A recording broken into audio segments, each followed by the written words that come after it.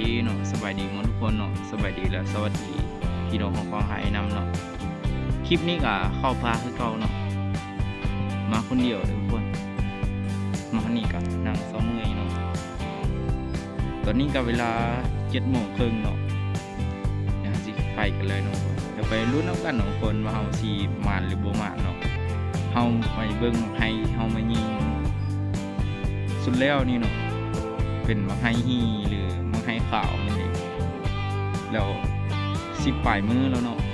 ไปเบิ่งว่ามันลงหรือบ่เนาะมันสิยังบ่เนาะมาให้นะคลิปนี้ก็มาคนเดียวเนาะทุกคนไม่ให้หูบ่เอามาเนี่ยนี่หอมกลิ่นสิแบบนี้เนาะส่วนโตเฮาบ่เคยนั่งจักเทื่อเด้อเฮาก็เคยเห็นเนาะมาก็มีหอยกลิ่นอยู่เด้อ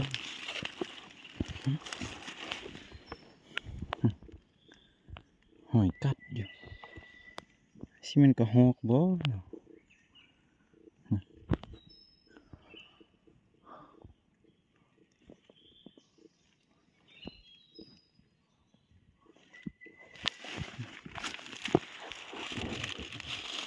หรือว่าหล่นลงแล้วนู่กิน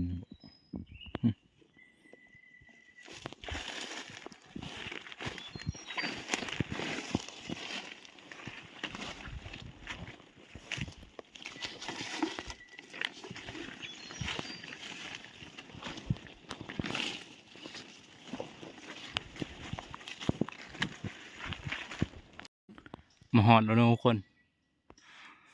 ลงแล้วเบิดแล้วบ่มีจักมากเลย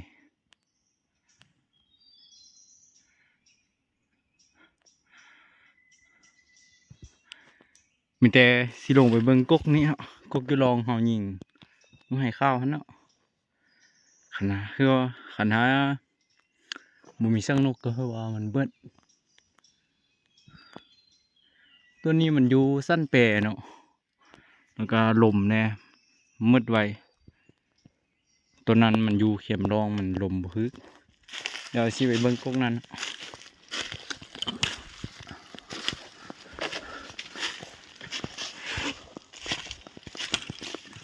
มีคนมายิง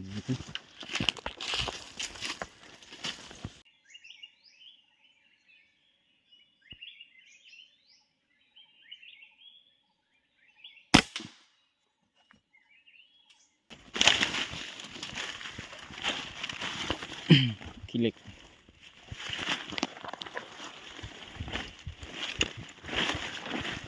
บริษัทสกปเข้มมานั่งกินเขาได้ยินนกเป่ามาพอได้ยิงอ่ะไปแล้วนกขี้เหล็กเนาะ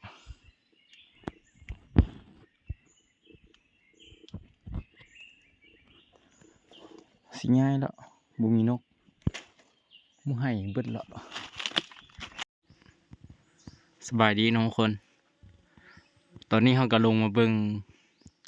ได้ยินเสียงนกเซลห้องเนาะลงมาเบิ่งนะมันตอมดอกตัวนี้เนาะ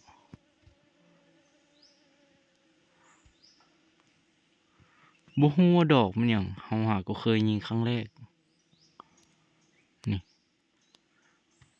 ต้นสีขาวนี่ยิงนกเซลตก10 ปลายตัวแอมนี่แหละเบิ่งมาให้เดี๋ยวมาให้ลงมืดแล้วเนาะมาให้นะ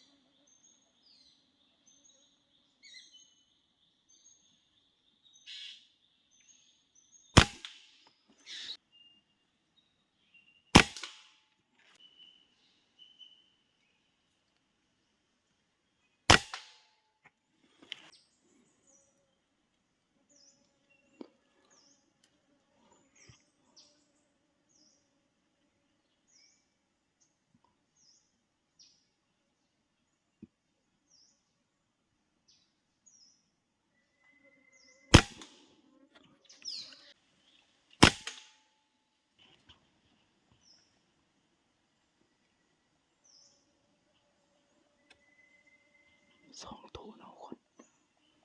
เขายิงไป18 บาทเลยอ่ะพวกเนาะกูได้นกตัวเดียวตกไปแล้วบอกว่าดอกมันยังเดินเนี่ยเขาเคยยิงหัวก็เคยยิงครั้งแรก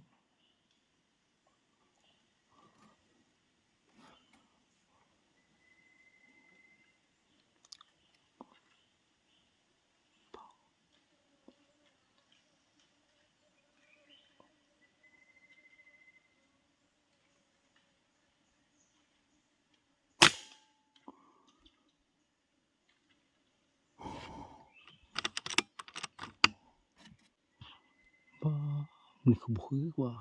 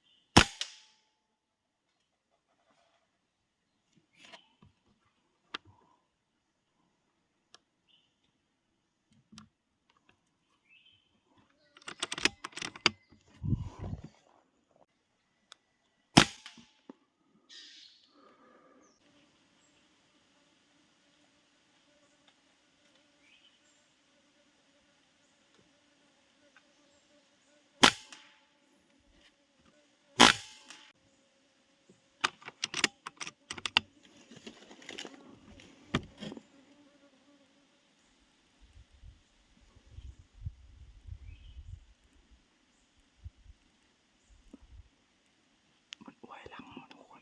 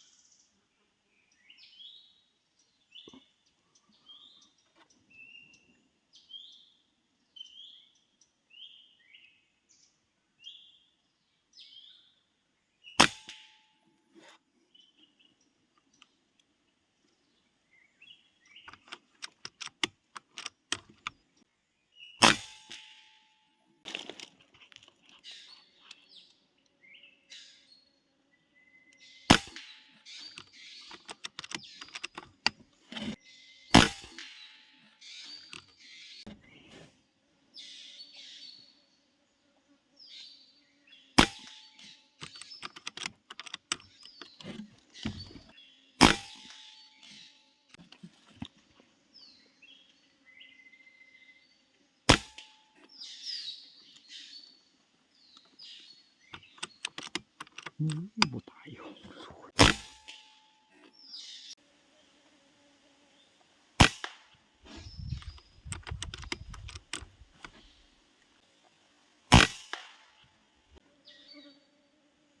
2 ตัว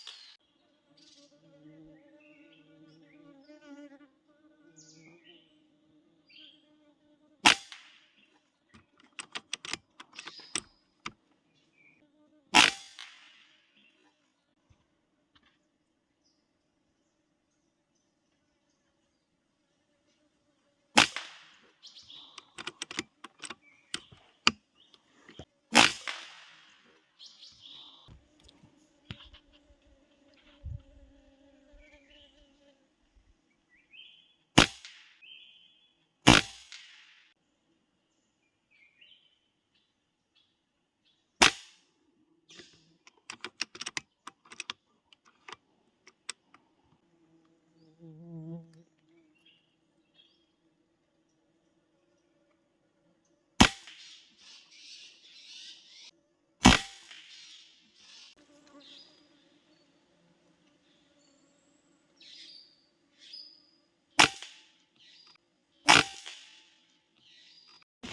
็บนกมาก่อน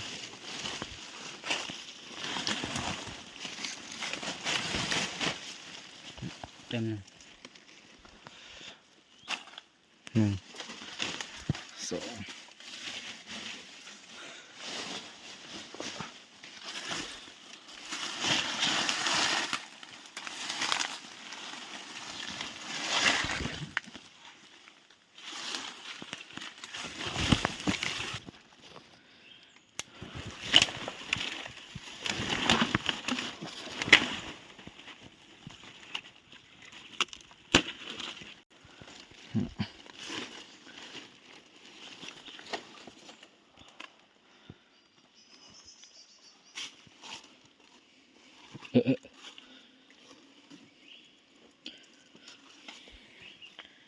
แต่มีซ้ำหนึ่งคน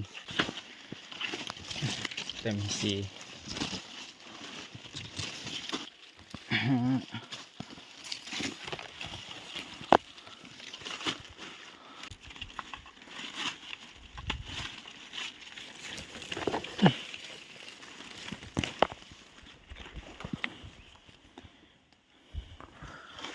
หก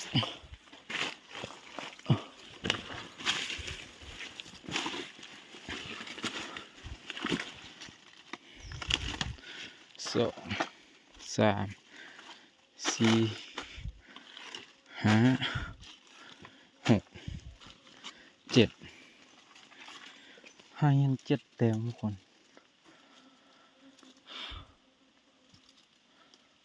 อยู่หึงสองแต้ม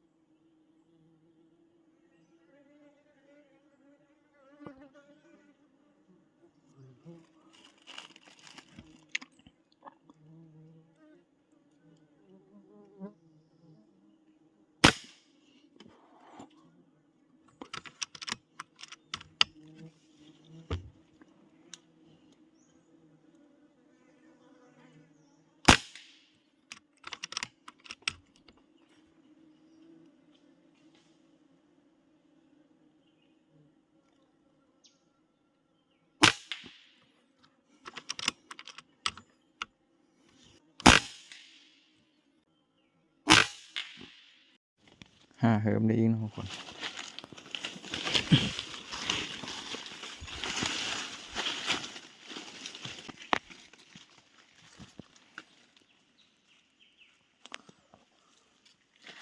เอ้าอีกตัวหนึ่ง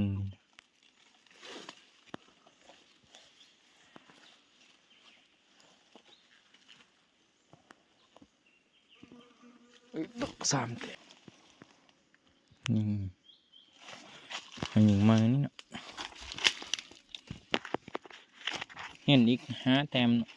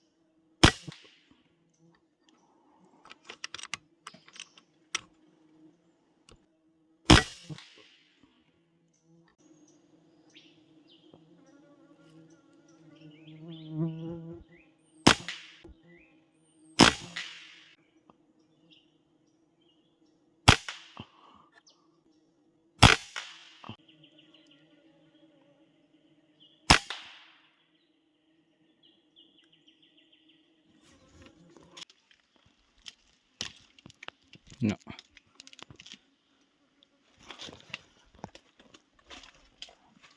อีกตัวหนึ่งห้าโมง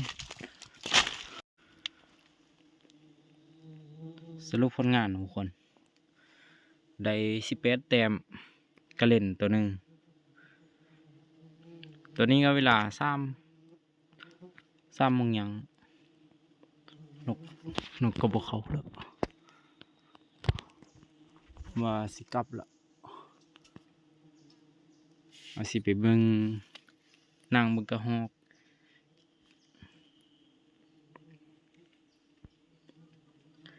นกเสียวนกควักตัวเดียว